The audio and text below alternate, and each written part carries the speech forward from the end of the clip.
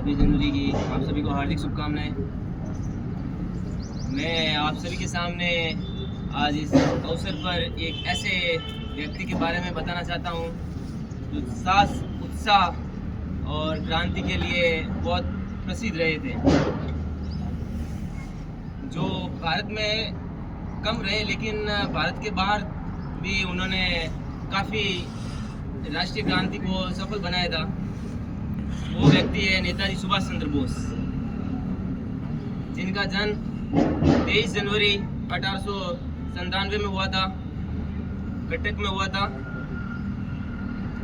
वे अपनी प्रारंभिक शिक्षा बीए की कलकत्ता में की थी तथा आगे की पढ़ाई आईएएस की अपने पिता की मर्जी के खिलाफ ब्रिटेन जाकर की थी और वहाँ से चौथा स्थान प्राप्त करके आईएएस का पद प्राप्त किया था। वे बचपन से ही राष्ट्रभक्ति के प्रति सजग थे तथा राष्ट्रीय गतिविधियों में भाग लेते थे। जब उन्होंने नौकरी ज्वाइन की उसके बाद कुछ समय बाद ही 1 साल के अंदर उन्होंने अपनी नौकरी छोड़ दी। ये कहते छोटा कि मैं अंग्रेजों की नौकरी करूंगा तो देश को आज़ाद कौन करेगा। उसके बाद वे भारत आ गए और भारतीय राष्ट्रीय कांग्रेस को ज्वाइन किया। उन्होंने 1938 में भारतीय राष्ट्रीय कांग्रेस की अध्यक्षता भी की थी।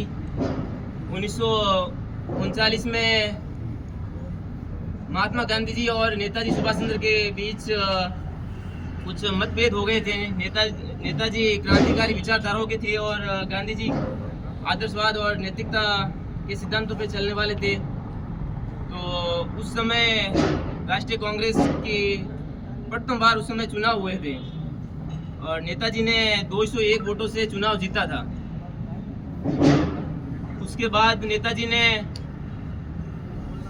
भारतीय राष्ट्रीय कांग्रेस को छोड़ दिया क्योंकि उनका उद्देश्य था देश को आज़ादी दिलाना और आज़ादी उन्हें लग रहा था राष्ट्रीय कांग्रेस द्वारा वो नहीं दिला सकते।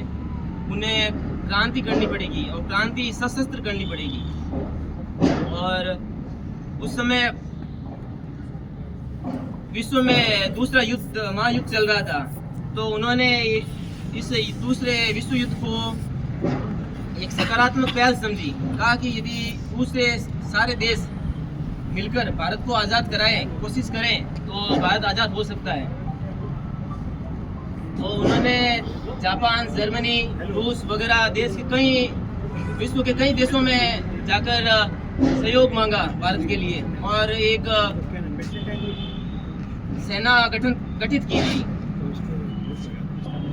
उस सेना ने अंडमान निकोबार द्वीप समूह में अंग्रेजों से युद्ध किया था और उसे आज़ाद भी करवा दिया था और पूर्वोत्तर भारत में भी निरंतर संघर्ष करते रहे थे, बार बार संघर्ष किया था। जब देश आज़ाद हुआ था उस समय सुभाष चंद्र बोस इस दुनिया में नहीं रहे थे। वैसे तो काफ़ी अफवाहें हैं उनकी मृत्यु पर, लेकिन कुछ का कहना है प्लेन क्रैश में उनका मृत्यु हो गई थी उनकी। कुछ का कहना है रूस में उन्हें बंदी बना दिया गया था और कुछ कहते हैं कि वो एक सन्यासी या बाबा के रूप में फिर से भारत आए थे। नेताजी सुभाष चंद्र बोस ने कुछ नारे दिए थे जो राष्ट्र के क्रांतिकारी युवाओं में जोश जागृत करते थे, जैसे दिल्ली चलो, जय हिंद आदि नारे थे। तुम मुझे खून दो, मैं तुम्हें आज़ादी दूंगा। ये ऐसे जब नारे लोग सुनते थे तो सिर्फ इन नारों के सुनते ही उनमें क्रांति की लहर जोड़ जाती थी। जो समूह बहुत सारे राजनेताओं के द्वारा बहुत सारे वक्तव्य, भाषण के द्वारा जो उत्साह आंदोलन, हड़ताल के लिए पैदा होता था, वो सिर्फ नेताजी के नाम मात्र से क्रांति शुरू हो जाती थी। नेताजी का नाम सुनते ही क्रांतिकारियों में उनमें उबाल आ जाता था अंग्रेजों के खिलाफ। जैसे राहुल जी ने बताया था कि हमारा संविधान एक अडिग संविधान है, मतलब अभी तक अक्षुण्ण बना हुआ है। उसी प्रकार नेताजी सुभाष चंद्र बोस एक अडिग, साहसी और बलवान पुरुष थे। धन्यवाद। जय हिंद, जय भारत।